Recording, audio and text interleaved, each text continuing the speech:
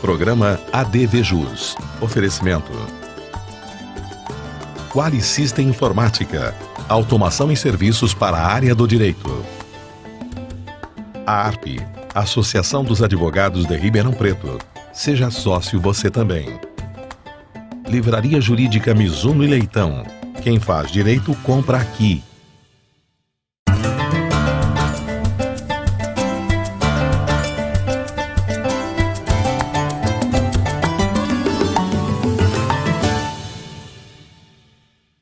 Olá, muito boa tarde. Estamos abrindo espaço para mais um ADVJus. Com satisfação, hoje estamos recebendo a ilustre presença da doutora Juliane Ciarreta Fantinatti. Doutora Juliane é advogada, especialista em consultoria e planejamento tributário. O programa hoje está muito interessante. Nós vamos fazer um ligeiro intervalo, mas é rapidinho. Aguarde, por favor. A ARP, Associação dos Advogados de Ribeirão Preto. Ligue 39655158. Qualisystem Informática. Automação em serviços para a área do direito. Desenvolvemos o Quali Jurídico com controle de processo, agenda, gerenciador eletrônico de documentos, andamentos processuais, relatórios com filtros e controle financeiro. Oferecemos consultoria, assessoria, suporte técnico, projetos de infraestrutura com rapidez, segurança e ética. Qualisystem Informática. João Arcadepani Filho 137, 3234 2720. Ok, então iniciamos o ADVJus de hoje com a doutora Juliane Ciarreta Fantinatti.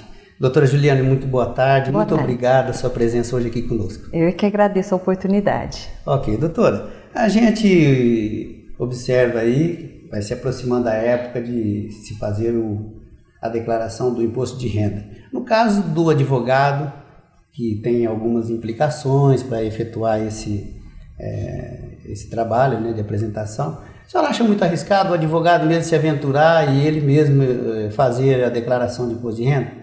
Olha, o advogado que tem conhecimento das regras do nosso sistema tributário e conhece bem o programa hoje ele é muito autoexplicativo, né? Sim. Então eu não vejo grandes dificuldades da pessoa mesmo fazer a sua declaração. Acho que o advogado tem plenas condições, conhecendo o programa, tendo as informações corretas na sua mão, né? Sabendo exatamente como deve ser informado, eu não acredito em grandes dificuldades, ele não vai enfrentar grandes dificuldades.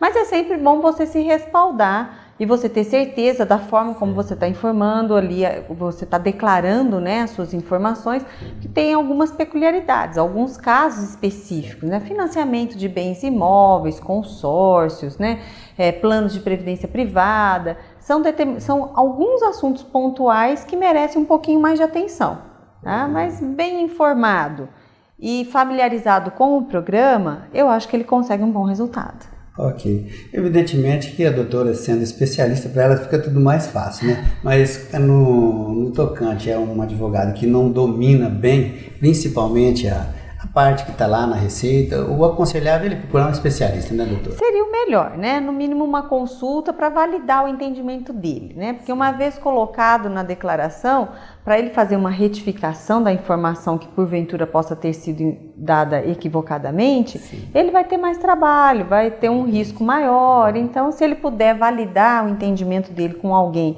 que tem mais familiaridade com o assunto, tem mais prática com isso, eu acho recomendável. E quais são as consequências da apresentação de uma declaração com conteúdo inadequado? Se você presta qualquer informação inadequada ou que não vai conferir, não vai poder ser confrontada com as suas fontes pagadoras ou com informações de órgãos oficiais, né, você vai estar imediatamente na malha fina, tá? Porque hoje o cruzamento de informações ele é muito mais amplo do que a gente tinha no passado, né? Sim. Então a Receita Federal hoje ela dispõe de informações a nosso respeito muito mais do que a gente pode imaginar. Acho que a gente mesmo não tem. A gente mesmo às vezes não tem. A partir do ano que vem a gente só vai assinar o que ela mandar, né? Mas essas informações, se não cruzarem com as fontes, você imediatamente já vai estar na malha fina. Então, a primeira consequência, se tiver algum imposto a restituir, você já não vai ter essa restituição. Porque porque ela já vai ficar bloqueada. Certo. Então essa é a primeira consequência de qualquer informação desencontrada que eu tenha declarado. Uma segunda consequência, eu vou ser chamado a dar explicações. Eu vou receber uma notificação, na melhor das hipóteses, para apresentar justificativas. Quando não, essa fase é omitida, essa fase é pulada pela Receita Federal, ela já te manda uma notificação de lançamento, porque ela já entendeu, já concluiu que alguma coisa está errada e já atribui a você um imposto recolhido a menor e você então recebe uma notificação.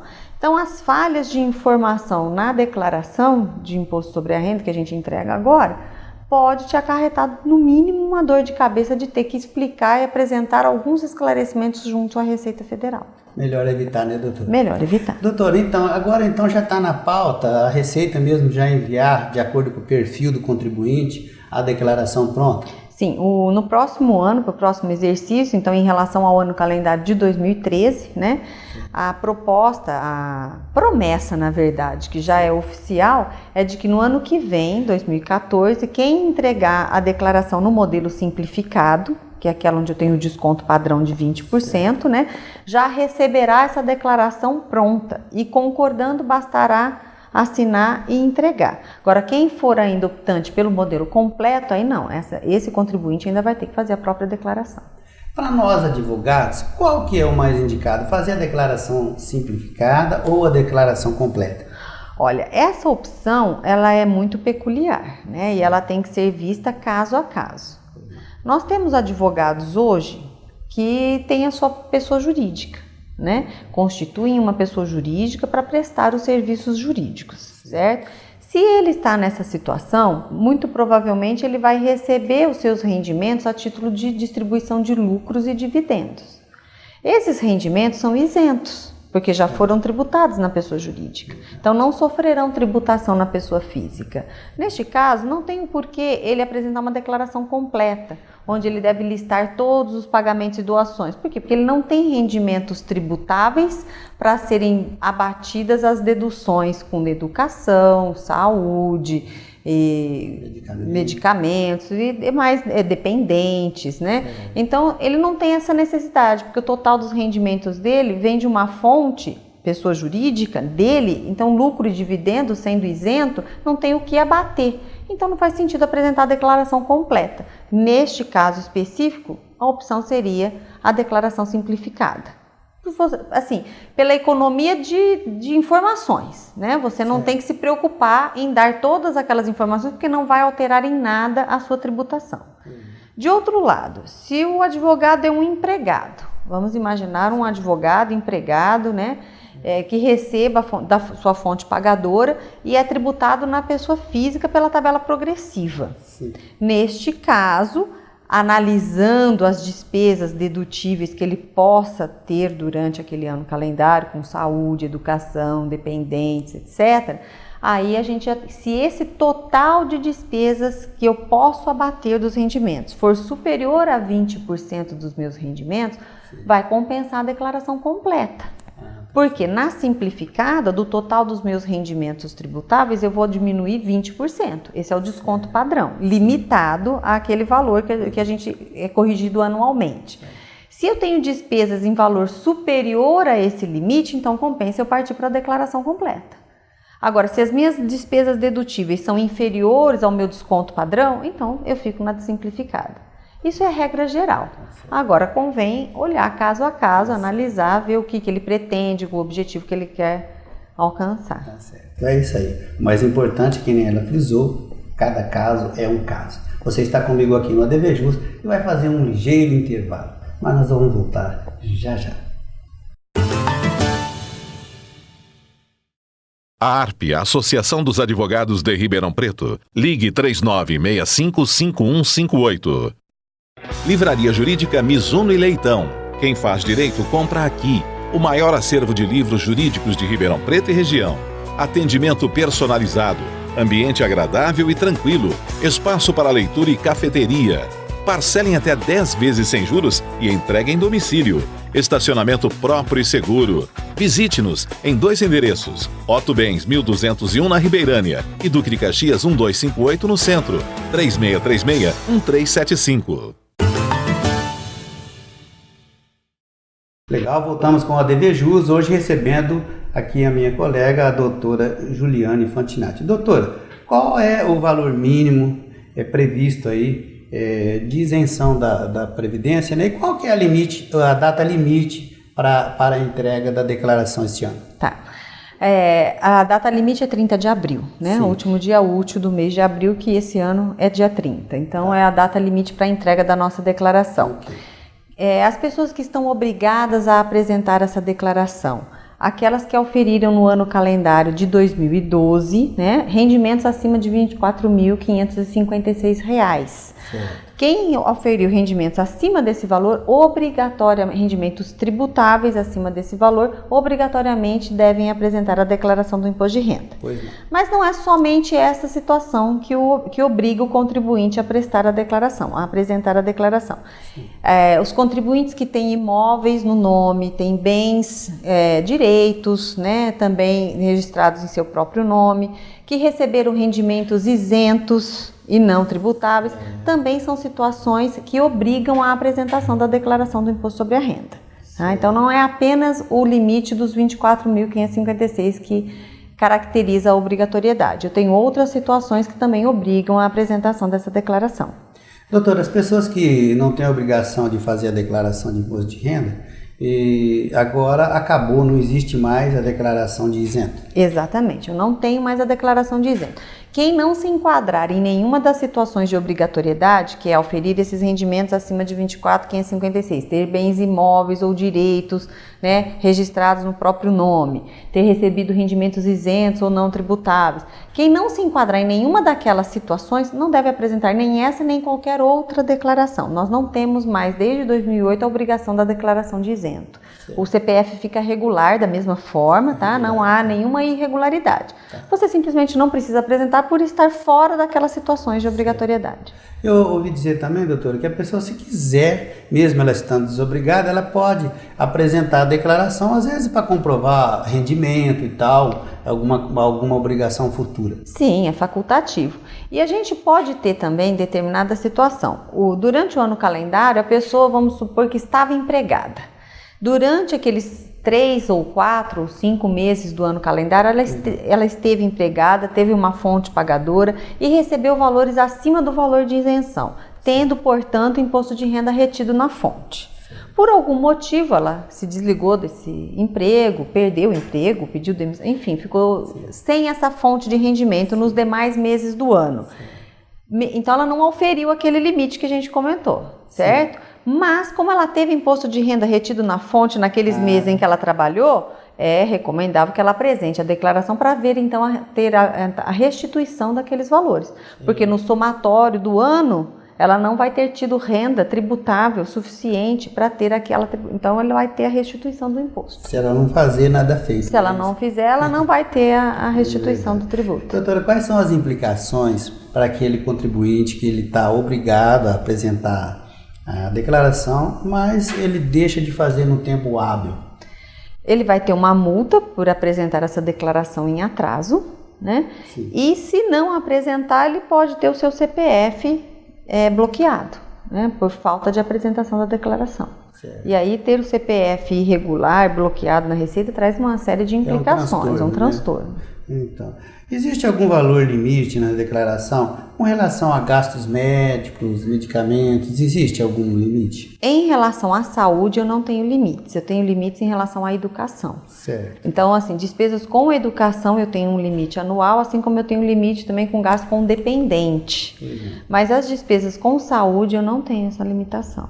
Desde que comprovadas por documento hábil, que é o recibo daquele profissional da saúde, o recibo do pagamento de um plano de saúde, eu não tenho limitação. E no caso, nossos colegas aí que estão nos acompanhando, advogados que possuem 2, 3 dependentes, né, que são estudantes, Para cada um, o limite é de quanto que ele pode declarar? Olha, agora para o ano calendário de 2012, é 2.000 e poucos reais por dependente. Você fica em torno de 2.000, não sei se é um pouquinho menos, um pouquinho mais, por dependente, tá? Então, se ele tem 3 filhos e são ainda caracterizados como dependentes até 24 anos, se ainda universitários, né? Ele vai poder declarar os 3 e cada um vai multiplicar. Então, se é R$2.000 por ano, vezes os 3, ele vai ter R$6.000 de dedução como dependente. Se for 3.000, R$9.000. Exatamente, É isso, exatamente. É isso mesmo, tá certo.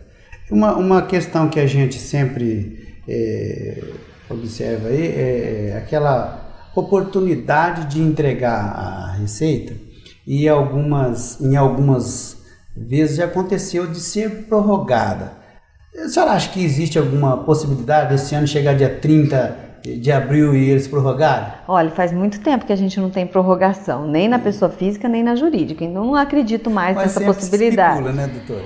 Se especula, mas faz muitos anos que essa prorrogação não vem sendo mais concedida, não. Eu não acredito mais que isso aconteça, mesmo porque a gente já está com o programa da pessoa física, já está disponível. Hoje mesmo, ouvindo a rádio, eles já comentam que 3 milhões de declarações já foram entregues.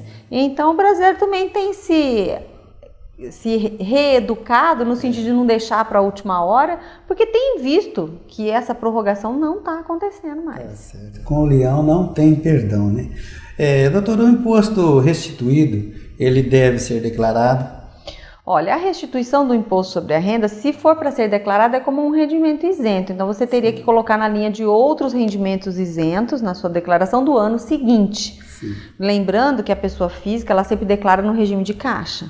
Certo. Então, por mais que essa restituição refira-se ao ano calendário de 2012, você vai estar declarando isso em 2013, porque foi quando você efetivamente recebeu. Se recebeu. Se você não recebeu ainda, por algum motivo, aí você nem pode declarar. Ok. Legal você estar comigo aqui no ADV Jus, que hoje está falando a respeito de imposto de renda, mais especificamente da pessoa física. Nós vamos fazer um segundo intervalo, mas você sabe, rapidinho, voltamos já já. ADV Jus, o seu mais novo portal de debate sócio-jurídico. Apresentado e redigido por advogados especialistas de Ribeirão Preto. Aos domingos às 12 horas, entra no ar o programa inédito. O site advjus.net possui conteúdo interativo, além do jornal eletrônico que aborda temas variados, direcionado principalmente aos operadores do direito de uma maneira geral. ADV Jus, entre em contato pelo 36248774 ou acesse advjus.net e um de nossos representantes vai até você. Ok, voltamos então com o ADV Jus, hoje falando a respeito de imposto de renda, com a minha colega, a doutora Juliane. Doutora, o advogado, quando ele é patrono, ele fica aguardando ali, fazendo de tudo para chegar naquele momento que é mais esperado, justamente o levantamento da vitória processual, né? O juiz arbitrou, mandou expedir o alvará, o advogado se dirige lá e ele vai efetuar o levantamento, evidentemente vai pegar os seus honorários e o principal vai ser entregue ao seu cliente. Quais são as cautelas que ele deve adotar neste momento para que ele não incida aí numa penalidade fiscal? Bom, aí nós temos realmente um momento mais esperado e também um dos mais complicados, né?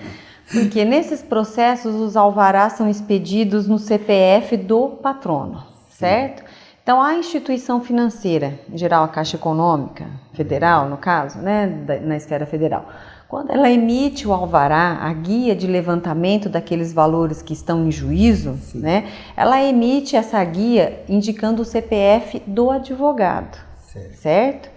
Essa informação, ela é enviada à Receita Federal pela Caixa Econômica. Então, tudo que a Caixa Econômica ou a instituição financeira, a gente está falando na esfera federal, né, pagou no CPF de determinado advogado, será informado globalmente para a Receita Federal. Ela vai fazer um somatório de todos os valores levantados por aquele advogado, que foram expedidos os alvarás no seu CPF, e vai informar a Receita Federal. Eu paguei ao CPF X mil reais durante o ano calendário. Sim. Quais são as implicações desta informação? A hora que você faz a sua declaração do imposto sobre a renda, obviamente você não vai informar que recebeu todo aquele valor, porque aquele valor não é seu. Não lhe pertence. Não lhe pertence. Parte daquilo é seu a título de honorários, sim, mas a maior parte é a título pertence ao autor, sim, certo? Sim. Só que a Caixa Econômica não faz essa distinção, ela não emite dessa forma, ela não passa a informação desta maneira para a Receita Federal, ela passa a informação do que foi pago naquele CPF. Então, infelizmente, o advogado não tem como contornar essa informação, não tem como fazê-la mais apropriada. Certo. Então, a Receita Federal, de posse dessa informação, vai comparar a informação oficial da Caixa Econômica Federal com a sua declaração, cruzando o CPF. Certo. E, obviamente, vai dar diferença, porque aquele dinheiro não era meu, eu repassei ao meu cliente. Então, nesse momento, a hora que ela apura essa diferença, ela vai fazer uma autuação e vai atribuir ao advogado, né, a omissão daqueles valores. Sim. E tributar essa diferença. Aí neste momento é que você vai ter a oportunidade de demonstrar à Receita Federal de que aqueles valores não eram todos seus, não lhe pertencia. E aí quais são os documentos que vão poder suportar essa sua alegação? É o contrato de honorários que você firmou com o seu cliente, a demonstração de que você atuou naquele processo, porque você foi nomeado, você foi o indicado para fazer o levantamento, e a transferência dos valores que transitaram pela sua conta, mas foram transferidos para a conta do seu cliente. Então, são documentos de suma importância para que se possa esclarecer a informação perante a Receita Federal. Ah, muitos vão alegar, mas vai ser impossível, recebi de N processos no ano, como é que eu vou chegar a detalhar aquele valor que foi informado globalmente pela Caixa Econômica e eu vou conseguir explodir aquilo e apresentar detalhadamente para a Receita Federal? Olha, de 100 mil que a Caixa Econômica pagou para o meu CPF, eu fiquei com apenas 10, os outros 90 mil foram valores que eu transferi aos meus clientes. Eu vou ter que ter esse tipo de controle. Certo. Então, quais as cautelas que o advogado tem que ter? Não é só no momento da apresentação da declaração, não é naquele momento, é durante o ano calendário, durante o exercício da sua profissão, é mais um controle que a gente tem que ter. Né? Advogado não pode ser mais só advogado, ele tem que ser um administrador da empresa ou da sua própria vida. Então ele vai ter que ter essa documentação muito bem organizada e controlada para poder apresentar no momento em que vier uma autuação. Doutora, agora sinceramente, a senhora acha que também a própria Receita ela está aparelhada para ela poder fazer essa separação? Porque nos parece que para ela é muito cômodo jogar lá a responsabilidade para o advogado e ele que se vira, não é isso? Sem dúvida, ela não vai fazer essa segregação. Ela não vai nem procurar saber se aqueles 100 mil que foi informado, se efetivamente eram honorários advocatícios e ficou com o advogado, se não, ela não está preocupada. Efetivamente, ela vai te jogar a autuação e você faz o trabalho por ela, entendeu? Para se defender, você vai lá e esclarece, olha... E aí na vida, no cotidiano, na vida processual que eu me refiro, a senhora tem conhecimento de ocorrências desse naipe e que teve um deslinde feliz? Eu até agora não vi nenhum terminado, né? Mas sim, assim, eu tenho colegas que anualmente sofrem um auto de infração por conta de ter feito o levantamento no seu CPF. Certo. A forma como esse colega encontrou para contornar esse problema e não continuar gerando autos de infração recorrentes na sua pessoa física, ele no processo, como ele faz parte de uma pessoa jurídica, ele é sócio numa empresa que presta os serviços advocatícios, ele indica na procuração o CNPJ e toda a qualificação da pessoa jurídica que ele pertence. E aí esse depósito, então, quando levantado, vai ser depositado na conta corrente da pessoa jurídica e não mais da pessoa física. Então foi uma forma dele isolar a pessoa física dele desse problema. E transfere o problema para a jurídica. Tá certo. A senhora está me dizendo então que na pessoa jurídica talvez seria um caminho a ser seguido. Porque na pessoa jurídica, quando você já tem uma contabilidade, você controla melhor cada processo, o que você recebeu, de quem você recebeu. Então existe assim, um aparelhamento, né? Uma cultura de um controle mais rigoroso na jurídica do que na física. Tá. Nós evidentemente temos aí um rol de questões que a gente eu gostaria de apresentar para a doutora Juliana. Quero apresentar aqui mais uma, doutora, nós estamos quase chegando no finalzinho da DV Jus. Os saldos bancários e o dinheiro em espécie que porventura o advogado tem em casa, como que ele deve fazer para declará-los? Tanto os saldos de aplicações financeiras, como de conta corrente, como de planos de previdência privada, né? E dinheiro em espécie que porventura você tenha guardado, né? No caixa, no seu caixa, tudo isso é declarado na ficha de bens e direitos. Tá? Isso, você vai relacionar, se for uma aplicação financeira, a instituição financeira, qual é o tipo de aplicação que eu tenho e o saldo, que vai estar sendo informado a cada um de nós nos informes que os bancos, né, que as instituições financeiras enviam. Tá certo. Eu espero que você tenha tido aí bastante esclarecimento com as suas dúvidas. Se tiver mais alguma, manda para cá, programa@advjus.net. Eu prometo, vou encaminhar para a doutora Juliane. Muito obrigado pela sua presença. Eu é que agradeço, estou à disposição para quaisquer outros esclarecimentos. Ok, muito obrigado. A ADVJus fica aqui, mas volta na próxima semana. Forte abraço. Até lá.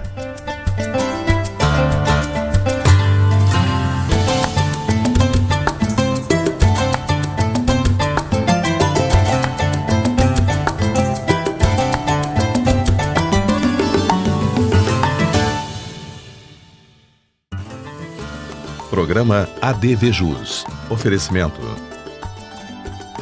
Quali-System Informática. Automação em serviços para a área do direito. A ARP. Associação dos Advogados de Ribeirão Preto. Seja sócio você também. Livraria Jurídica Mizuno e Leitão. Quem faz direito compra aqui.